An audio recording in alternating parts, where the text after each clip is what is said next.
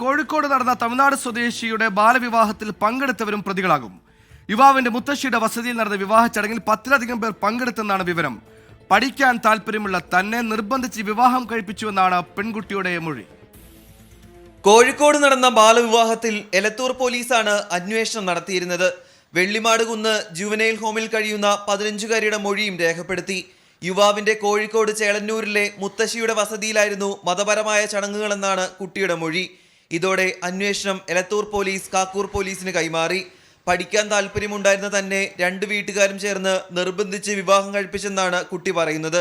ഇതോടെ വിവാഹത്തിൽ പങ്കെടുത്തവരും മാതാപിതാക്കളുമടക്കം പ്രതികളാകും. 10 പേർ ചടങ്ങിൽ പങ്കെടുത്തെന്നാണ് വിവരം. 24 കോഴിക്കോട്.